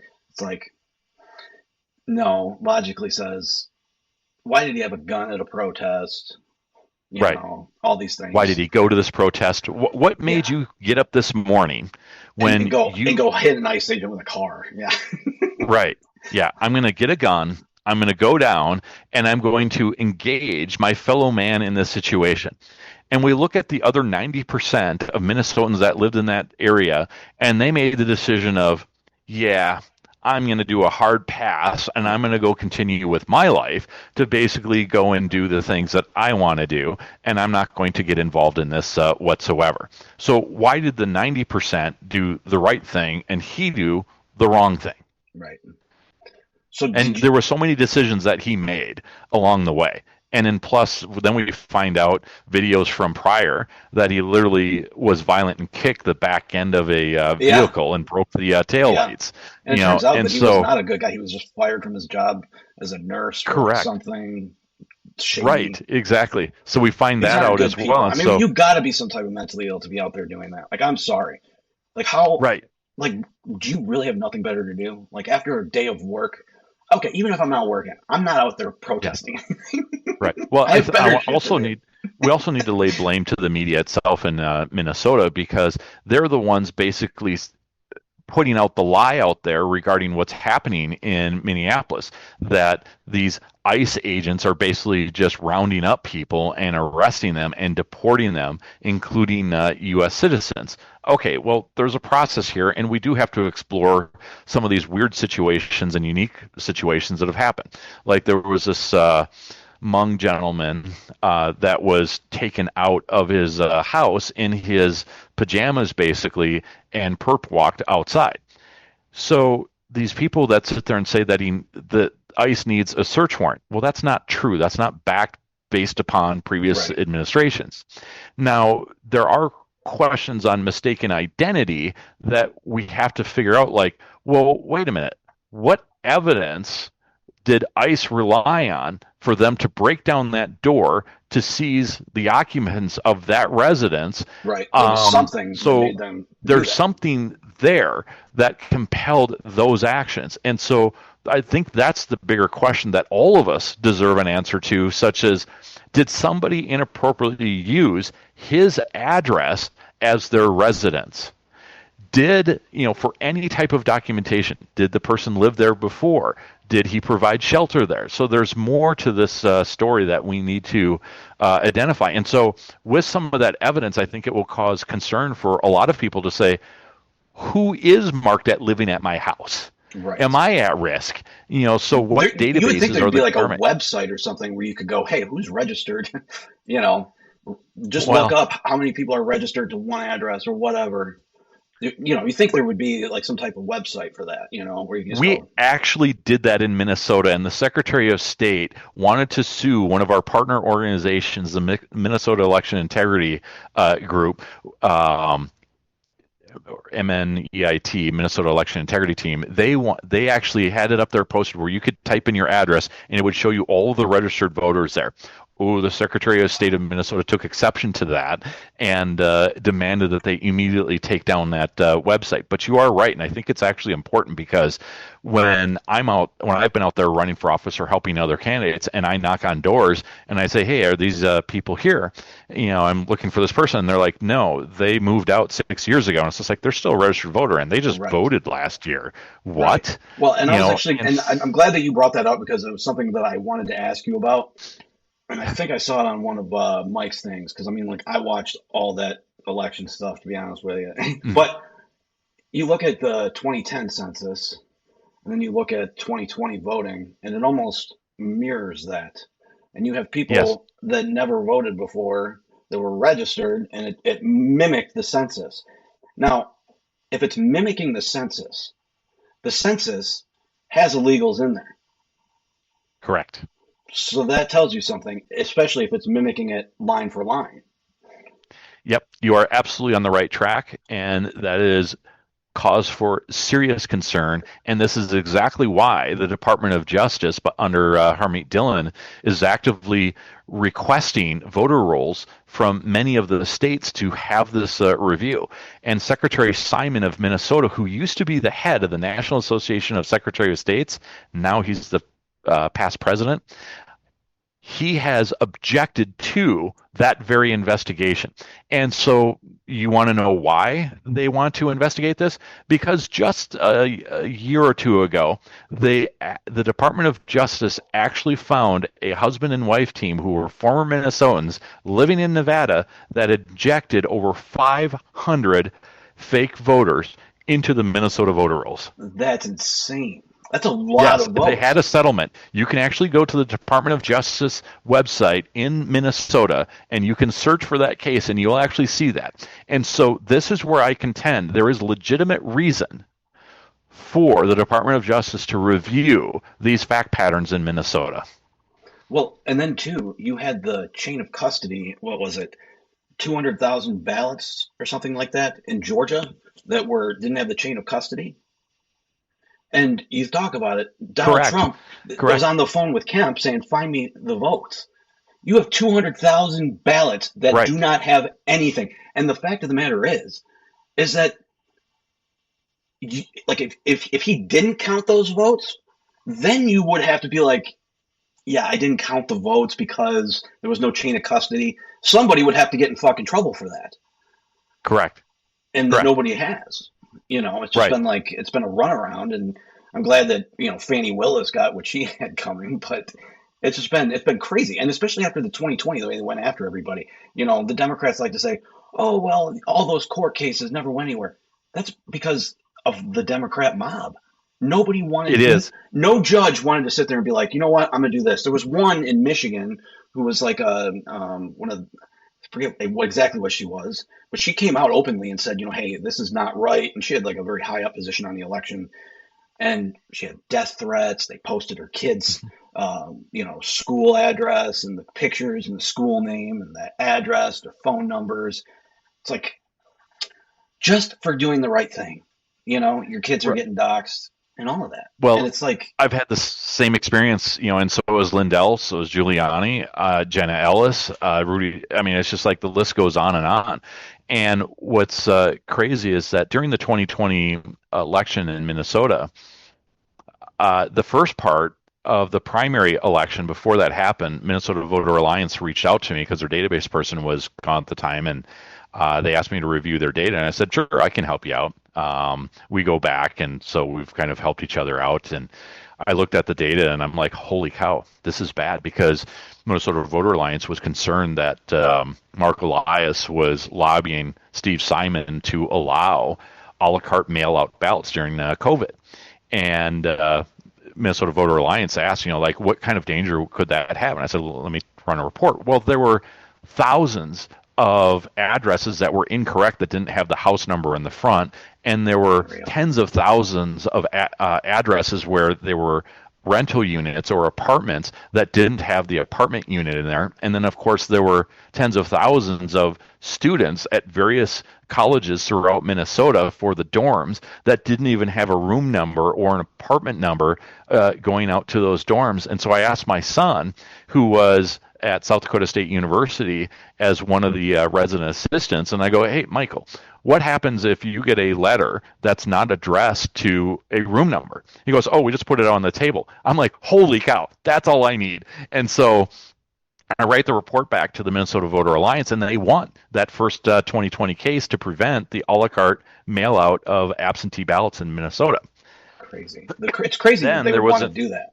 It's especially after Jimmy Carter said how it wasn't secure. It's not safe. It's right. Prone to fraud.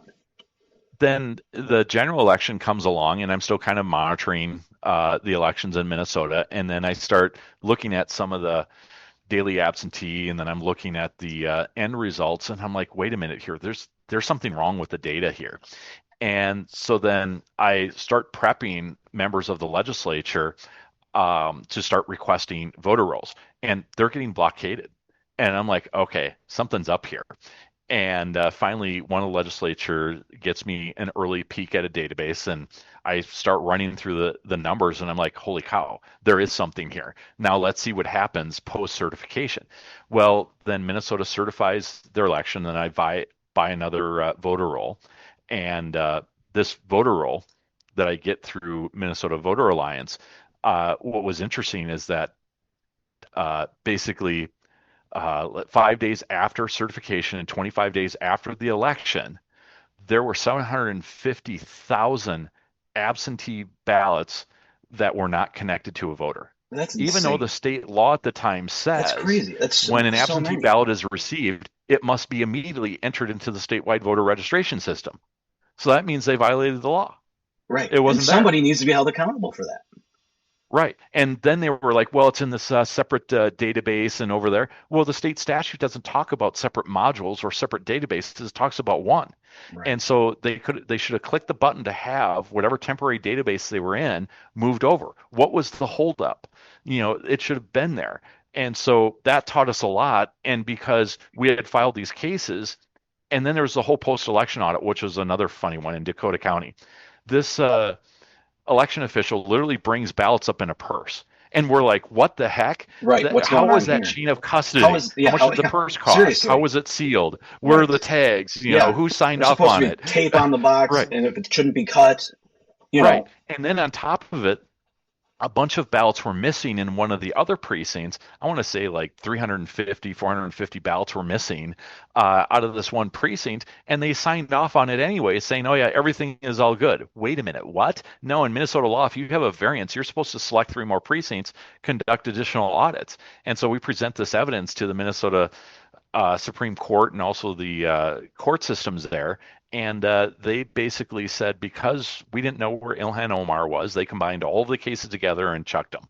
And it was absolutely terrible. And then we get weaponized, and there's another longer story to that whole case that could actually be a miniseries, because a Supreme Court justice daughter dies, my house gets shot at, I get called for federal grand jury down in Sioux Falls. I mean, it's just like all this stuff happens. The attorney I'm working with is getting followed and stalked. I mean, it's just like, it was just off the charts what we discovered and kind of what we went through. And it was just like, holy cow. And my wife was afraid, and she just finally, through this whole process, she's just like, you're onto something, keep going. And little did I know. When that happens, they know you're over the target. Yep, exactly. And that's what the attorneys were saying as well. Since then, she's lost her law license. They've suspended her. And then as I've worked with other attorneys, they've attacked them. And even attorneys I didn't work with, like Eric Cardall, who was a Minnesota attorney that went and helped in the Wisconsin election cases, coming back, they tried to go after his law license as well. We see that across the United States. Giuliani, Ellis, Sidney Powell, all of these folks. And it's just like, what was the and one we weren't lawyer? coordinated. I'm trying to think of his name. It starts with an S. Why can't I think of it?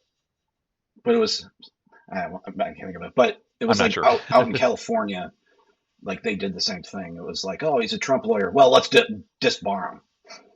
We don't really care. Let's just disbar him. It really put a fear into a lot of attorneys to be able to even take election cases, because they could get sanctioned by their own bar association, which is predominantly going to be left-leaning. And they basically thugged these people into saying, hey, you need to say that the election wasn't stolen and it was safe.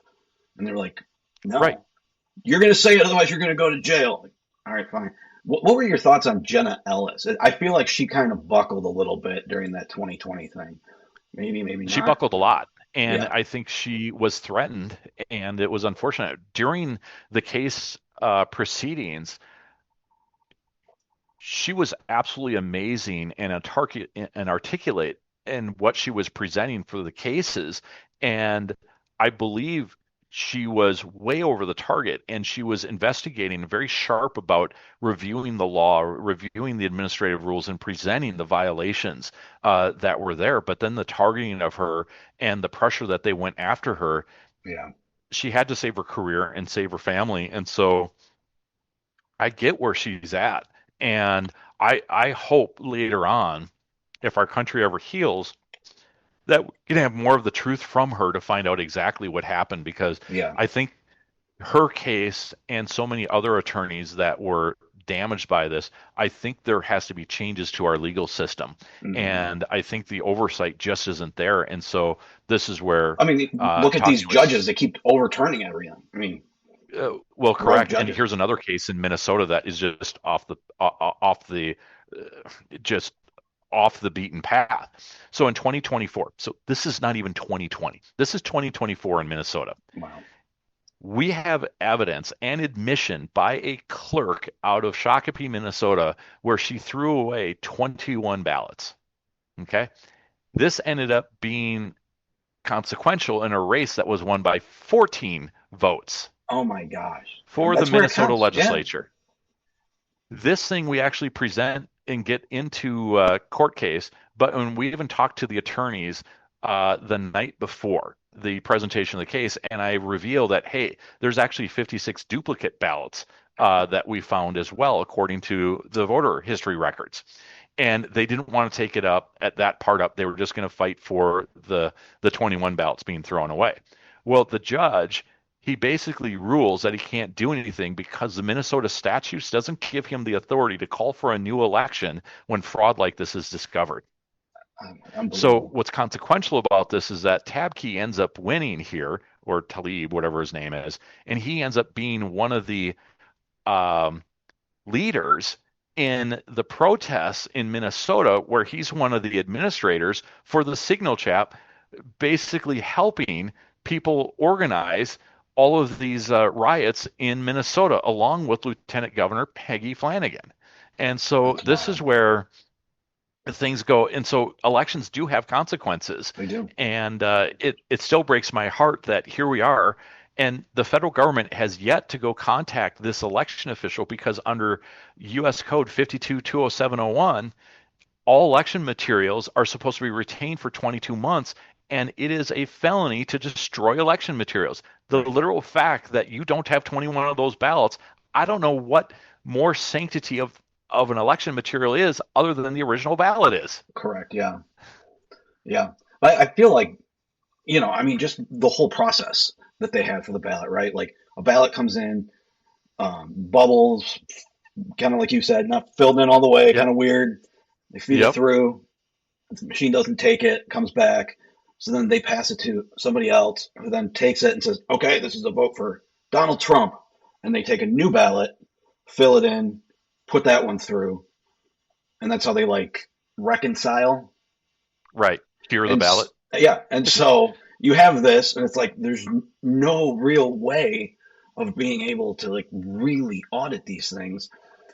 And like you said, aren't you supposed to hold on to them for 22 months to, I mean, I've heard longer time periods, 2 years, year, depending on whatever. So the federal requirement for federal elections is 22 months. And in some states will have shorter amounts for their other elections that don't have federal consequences, and some states may have a longer period. And so in some states, they kind of conflict in different areas of their statutes. Wyoming has these weird conflicts in there. South Dakota this year finally just made it uniform for all elections to be record kept for 22 months, no matter the type of election. And I helped write that bill and get it into the legislature just so that we could have uniform election processes, just to make it easier. So we need uniform election processes. You can't have, like in 2020, where Pennsylvania had ballots coming in for 7 days afterwards. It's like, when you have that happen, it's like, hey, how many more ballots do we need? Well, we need 10 more, 100,000 more. All right, we'll find them. Right. You can't have That's that. actually an interesting point. In Minnesota, the Minneapolis-St. Paul Airport has a post office there. So you could actually see how the election results are. And if they're not in your favor at 8, 9 o'clock, you could fill out a bunch of ballots by downloading them off of the internet, even though they're not supposed to be there. But 19 of the counties in 2024 had their ballots online without That's the word wild. sample and just had the timing marks there. So you could Unreal. download them, print them out, and then you could go get the postal stamp before midnight on election night and still have that absentee ballot counted in the election. Well, and then in 2020 too, you had people, postal workers, that were changing the date. Like they were like Correct. scratching it out and putting Backdating them. we Right. gotta get this one in. So Or I mean, like postal workers that if would that's throw not ballots. an argument to get rid of the U.S. Postal Service, I don't know what is. Well, I've got two more for you. We know of okay. I'm going to give you three things. One is breaking news that I probably don't have permission to say, so I'll kind of couch it. We know that there's public records. You can do a Google search of ballots found along the side of the road. Yeah, so yeah. that means that there are postal workers chucking them out there. Right. We are also aware that some postal workers will hold on to ballots from conservative districts and intentionally deliver them late. I believe that. That does not surprise me at all. So that way they're not counted. Correct. Then the third thing I'm aware of an organization that is conservative that for the last 3 months, that post office has withheld their mail that were supposed to be donations going to that organization. What? Yes, it was intentionally withheld. I am going to be talking to that organization's leadership to see if they will come out and actually, and unfortunately they messed up the whole chain of custody because they eventually talked to some of the managers of the Postal Service and they finally got their mail. But this wasn't a little dollar amount. Right. This was a lot. This was tens of thousands of dollars. Right. That's that they were crazy. withholding. That's crazy. And so it makes me wonder. So that's what they withheld. What did they throw away? Right. Or destroy. We never found. Right. And so this is criminal at this point. And so 3 months worth of donations being held and not delivered to the conservative organization. It's criminal. It's disgusting. Yep. And so especially too, it's mostly Christian organizations. You're just holding. Right. It's what you're doing. You're holding up a Christian organization from helping people. That's essentially what they're doing. So we just gave 4 reasons why you should be voting on election day and not voting absentee. You should not trust the U.S. Postal Service. They even told you before the 2024 election that there could be delays. They even told you and put out a warning that you shouldn't even send checks through the mail. Right. But you can send a ballot. The most. Right. That's and what's crazy. the value of a ballot? We actually did a calculation with a friend over in Wyoming where she asked me the question, and I said, okay, let's go through the federal budget over a 2-year period because that's the worth of a congressman. Let's go over your state budget because that's the worth of one of your legislators, and divide that, by the number of voters. And we just kind of kept going through your county, your school, your city, and we calculated it. And for her, her ballot is worth $85,000 a year. Wow. I believe that. And then you got people giving away for like $5 or a piece of pizza. Right, exactly. So when we think about that, you should think about your ballot, your vote is worth $85,000. Yeah. That's a lottery ticket. Yeah, right. 100%. Yeah. And you need an ID to get on a plane. I was in the car business for many years. You need an ID to get a car, Half of these Democrats require IDs just to get into their event. Right. Almost all of their events. Yeah. And here's the other thing. I want to know what criminal cesspool life you are living that you don't have an ID or unwilling to present one because you apparently you didn't open up a bank account. You don't have a car legitimately. You Right. obviously aren't traveling to be able to get rental organizations. So what black market life are you living Right. that Yeah. you are totally off the radar, that an ID is not available to you? Now, Right. I will And put an asterisk. I would rather somebody accidentally get booted from the voter rolls than have, Yep. and be like, oh, sorry, it was a mistake, didn't mean to take you off, than have hundreds of thousands of dead people that moved away just willy nilly, Right. on the voter rolls. I think And it I would is, rather have that the other way, but the media makes it out like, well, if you change your name, if you get married, and it's like, so now you're saying that women are too stupid to figure out how to get an ID if they change their name, get married. Okay, let's ask your husband, maybe. I don't know. yeah, that's sexist. Yeah, right. And most places, as you get married, kind of walk you through those little to-do lists. And I'm actually concerned about the next phase.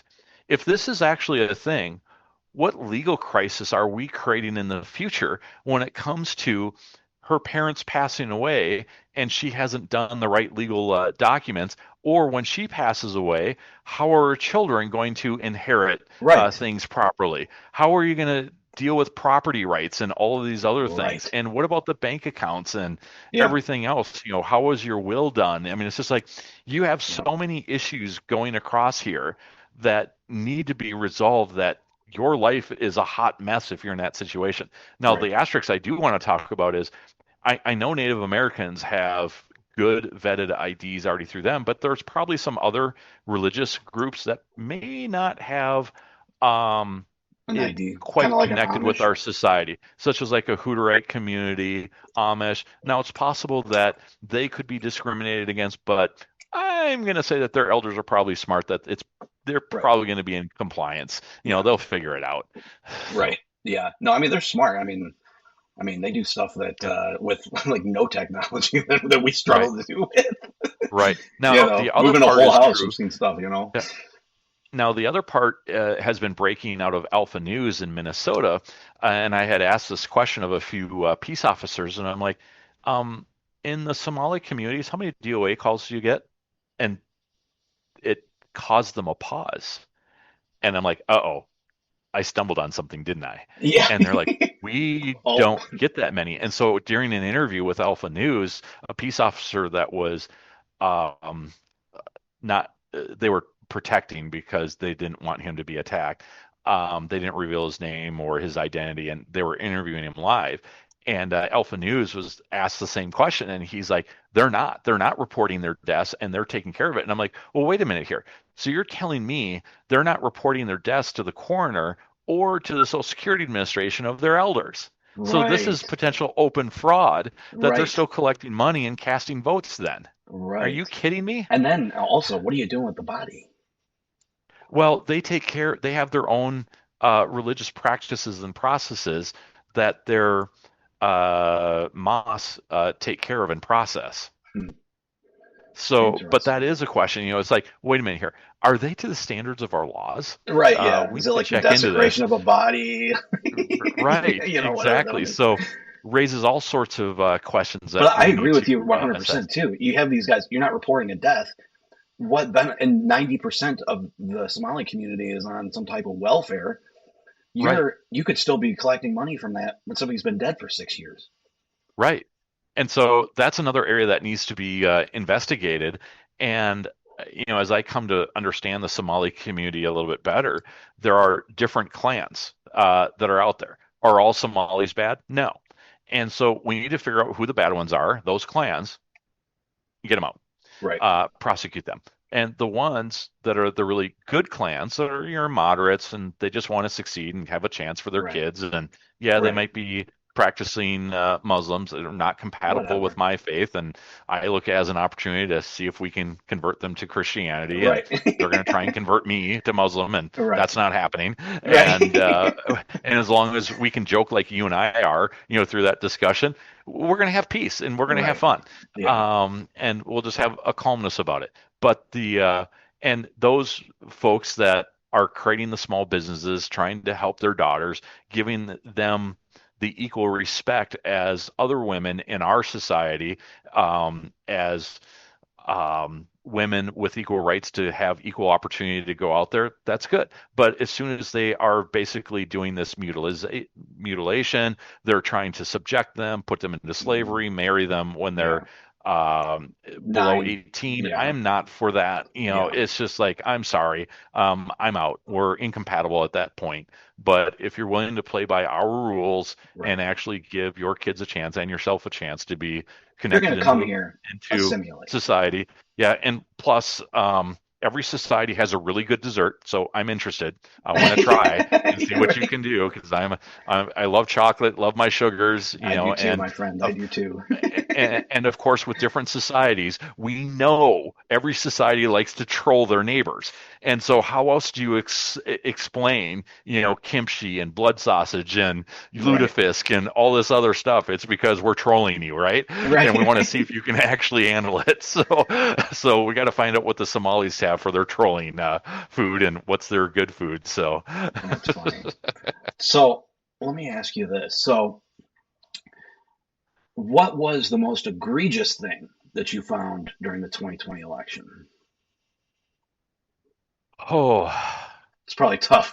Where do I start? Actually, I mean, it's like, so where do I start? The reality, I'm going to say the biggest one uniformly across the entire country is that the machines were not properly tested through logic and accuracy testing.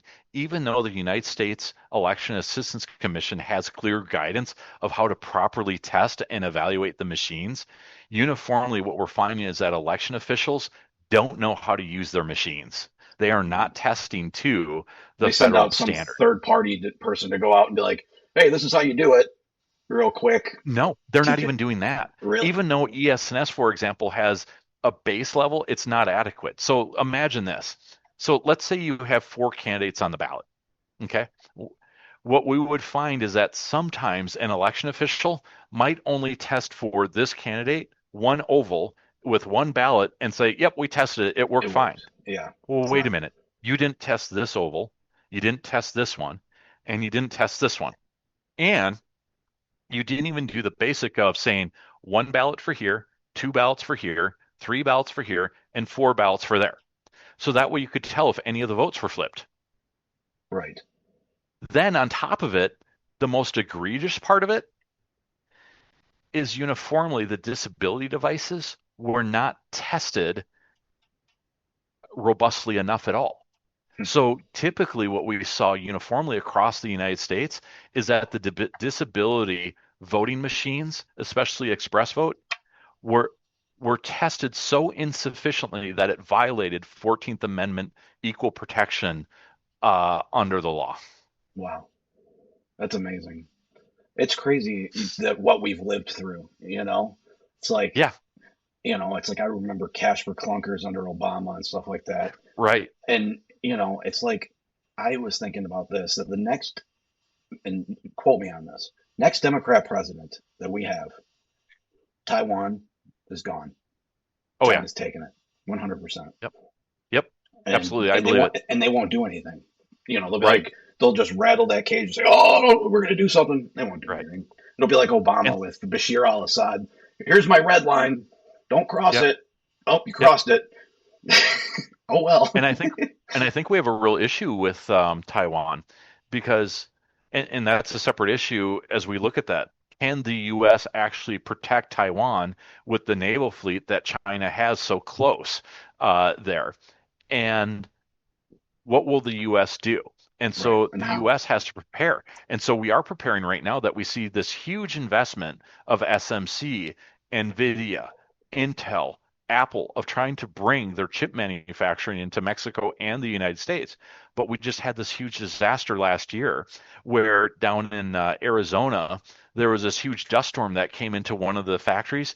It destroyed it. So there is dust everywhere, and they are going to have to either abandon it or build a completely new facility because all of that fine dust got into it and destroyed all of the chips and all of the machines. Wow. And so it's like we are set back And it'll take us 3 years from the word go to basically be able to start putting chips out. Thankfully, this has started 5 years ago for some of the manufacturers and last year for others. And we are running out of time. And we are looking at chip manufacturing right now, and we're building the wrong facilities. And the facilities that we're building for are the old design, which is great for security companies, alarms, and stuff like that, and automotive. But for computers and for AI, these are not the right facilities. And the first generation AI chips that were out there are already expired. And the new AI chips that are being kind of small manufactured, they are going to outpace today's chip makers to where they're almost irrelevant. And so the data centers that are popping up everywhere right now on the old chips, the new AI chips, you won't need as much space. And so that's kind of a warning to so many states right now. If you're investing in these AI data centers, stop. Right. Because in the next 3 years, the first major chips from Google, Dell, and NVIDIA are going to be out at a corporate consumer level to where they'll be able to make use of it. And we're within 5 years of consumers being able to have these high power chips. Do you think? And so for security, it completely wipes it out of the market. And so when we look at, say, the security of voting machines, you'll be able to hack that algorithm like that. So their chips are like anything. super old, is what you're saying. They're super fast, and their error correction is so fast that it is unbelievable, and it has less of an error rate than today's chip that you're using on your computer and what I'm using on my computer right now. Interesting. So I see too with a lot of, I'm so glad that we're moving away from this EV bullshit, especially in the car business. I think we'll see a lot of those facilities move, that were EV will move into, creating chips or creating, other things that are a little bit more important. But like, right. We had this guy, who was a guy who bought a Chevy Volt, right? And he's driving, he buys it in Michigan and he's driving it back to Illinois, right? It's the middle of the winter. With the heat on, he only got like 150 miles. And he's going back to Illinois. It took him like 3 days to get back. But we're like, oh my God. Okay, city driving, fine. I will do that all day. When you want me to go a long distance, it's not there. And all these older car guys were like, if they ever move to EV, I'm retiring. Like, there's no way. I mean, how do you make somebody who's like always had a Duramax diesel, big truck? Oh, hey, here's an electric four-banger that gives you what we say is the same, hauling capacity. No thanks. No, it doesn't. It's not even close. Yeah, doesn't work that way. I know a guy who bought one of the Lightning F-150s, and he's a city slicker and drives it. He enjoys it and stuff like that. And then when he tried to take his boat up into northern Minnesota, he was just like, I got stranded, man. I don't know how people are going to do this. Yeah. And not to mention, it takes so long to charge these things. If you could charge it in 10 minutes, Right. And I had this idea a while back where it's like, if you could literally make these electric cars so that you could just pop out the battery, buy a new battery, pop it in and go, then maybe you might have something there. You know how you recycle, your propane tanks kind of thing? Right. I was thinking like something like that, right? Because then you're not sitting there waiting 102 hours for a full charge that gets you 100 miles, It just wasn't there, and nobody wanted it. And car manufacturers won't do it. Oh, they hated it. And it was such a garbage thing. Nobody wanted these cars. So I lost the audio with you. Oh, you hear me? You still hear me? Oh, I lost you. There we go. Now I'm back. All right, I'm back. Well, I will let you go, but I appreciate you being here. Thank you so much for being here. It was a great conversation. Yep, anytime. And please support Mike Lindell, gov.com. And thank you guys. And be involved in politics. It's actually enjoyable. And I want to thank you for this conversation. And this is the way politics should be, just kind of having fun. Have a good conversation. And that's what it's about, debate. And that's one of the things too, like we were talking about earlier, the Republicans actually have a debate, and it's nice to see. Right. But Democrats don't. It's always just like, this is the way it is. This is the narrative. This is what we're going to do. They're like, okay, Yep. get in line. Yep, you bet. And so stay awesome. Thank you so much. You too. Thank you so much for coming on. You're the man. Yeah, thank you. You too. Yep. Bye. Bye. All right. So that is our show for you today. Thank you so much for joining in. God bless every single one of you. God bless the United States. Keep the faith. Great things are coming, as they always are. The good times are coming. The golden age is here. Keep the faith. God bless. And have a great week. We'll see you next Saturday at 11 a.m. Have a great one.